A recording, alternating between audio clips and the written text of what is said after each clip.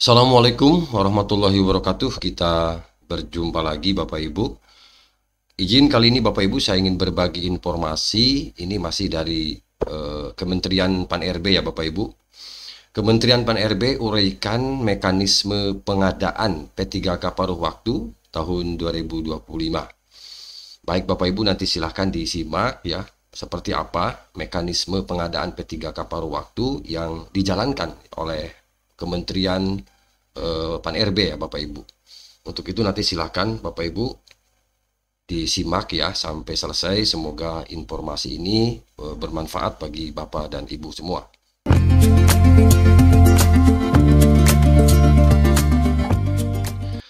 Baik Bapak Ibu, izin kali ini kita coba untuk menyampaikan satu informasi. Ini dari Menpan RB Bapak Ibu, menpanrb.go.id. Kementerian Pan-RB uraikan mekanisme pengadaan P3K paruh waktu ya Bapak Ibu. Kita lanjutkan ya Bapak Ibu. Jakarta, P3K paruh waktu adalah pegawai aparatur sipil negara, pegawai ASN yang diangkat berdasarkan perjanjian kerja secara paruh waktu dan diberikan upah sesuai dengan ketersediaan anggaran instansi pemerintah. P3K paruh waktu menjadi nomenklatur yang memberikan ruang bagi instansi pemerintah pusat maupun daerah yang memiliki keterbatasan dalam belanja pegawai, namun harus memenuhi kebutuhan ASN untuk mendukung kelancaran pelayanan kepada masyarakat. Deputi Bidang SDM, Aparatur Kementerian Pan-RB Aba Subagja menyampaikan pengangkatan P3K paruh waktu hanya dilakukan untuk penataan pegawai non-ASN melalui pengadaan ASN tahun anggaran 2024.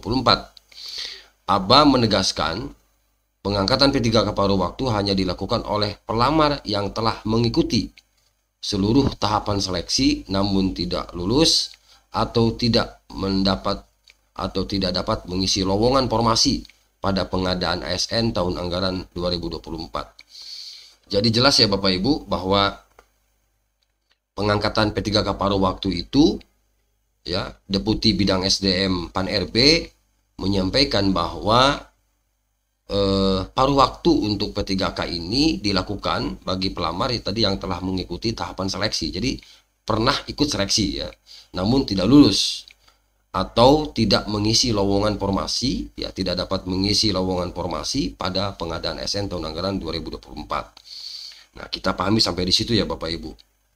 Nah, P3K paruh waktu dilaksanakan bagi non-ASN yang terdata ya kan, dalam database PKN dan telah mengikuti seleksi CASN tahun 2024, baik itu seleksi P3K maupun CPNS, namun tidak lulus ya mengisi formasi. Nah, non-ASN yang tidak terdata, sekali lagi saya bacakan, non-ASN yang tidak terdata dalam database PKN dan telah mengikuti seleksi P3K ya, ini dapat dipertimbangkan untuk menjadi P3K paruh waktu. Jadi artinya bagi honorer yang tidak terdata dalam database PKN tetapi ikut ya seleksi ya, ini juga dapat dipertimbangkan menjadi P3K paruh waktu gitu ya. Lalu Aba menguraikan P3K paruh waktu diperuntukkan bagi pegawai non-ASN dapat diusulkan oleh P3K masing-masing, oleh PPK ya. Ini pejabat pembina kepegawaian masing-masing instansi pemerintah dengan pertimbangan kebutuhan organisasi dan ketersediaan anggaran. Selanjutnya, kriteria pelamar dan pengisian formasi P3K diprioritaskan secara berurutan.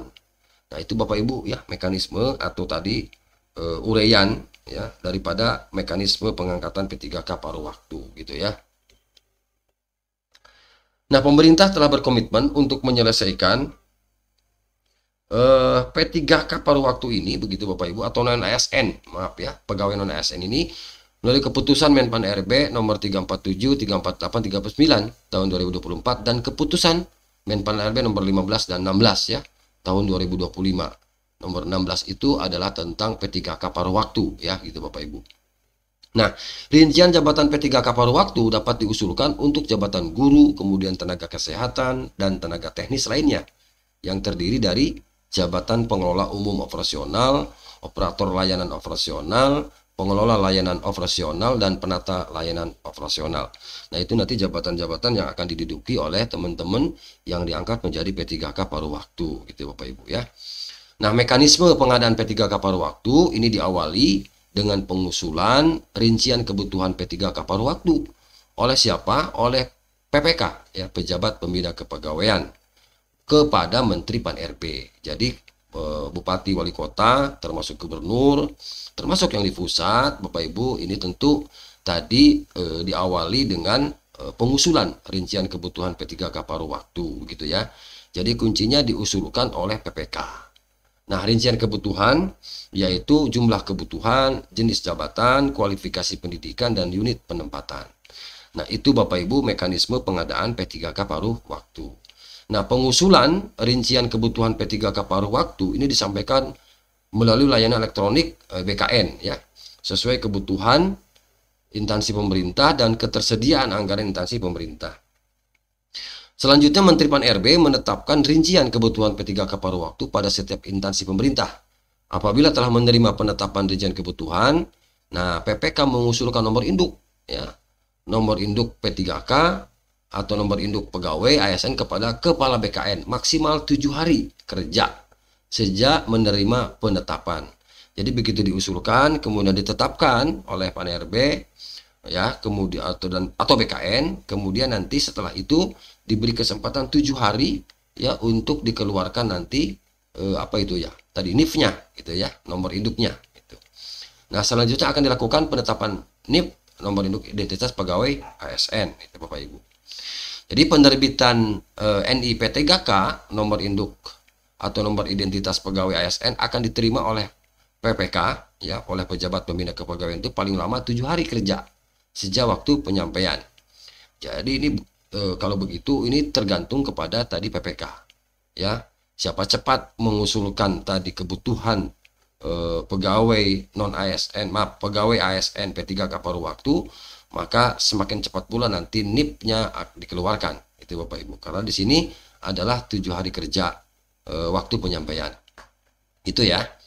Nah, jadi P3K paruh waktu itu Bapak Ibu merupakan jalan tengah untuk menjawab agar sedikit mungkin orang yang diberhentikan atau tidak bisa melanjutkan bekerja di instansi pemerintah. Nah, agar tidak ada PHK massal sesuai dengan prinsip penataan pegawai non ASN. Begitu ya disampaikan oleh Deputi Bidang SDM tadi ya, Pak Abba Subagja. Itu saja Bapak Ibu yang dapat saya sampaikan. Jadi yang sampai saat ini memang belum bisa kita jawab adalah bagaimana teman-teman yang tidak terdata di database BKN, kemudian tidak juga ya ikut seleksi P3K, tetapi mereka bekerja sudah lama ya, sudah belasan tahun, mungkin puluhan tahun ya, tetapi tidak sempat tadi atau tidak terdata di database PKN, juga tidak ikut seleksi. Bagaimana nasibnya? Nah, itu yang perlu kita cari tahu nanti Bapak Ibu bagi teman-teman yang seperti itu ya kategorinya. Tetapi paling tidak bahwa pemerintah dalam hal ini Pan-RB berkomitmen untuk terus menuntaskan gitu ya, menuntaskan teman-teman honorer untuk diangkat menjadi P3K, baik itu penuh waktu maupun paruh waktu. Demikian Bapak Ibu informasi yang dapat saya sampaikan ya, semoga ini mencerahkan Bapak Ibu, paling tidak sebagai bahan masukan ya kepada Bapak dan Ibu. Begitulah ya uraian atau mekanisme pengadaan P3K paruh waktu di tahun 2025 ini. Demikian, semoga bermanfaat. Terima kasih. Assalamualaikum warahmatullahi wabarakatuh.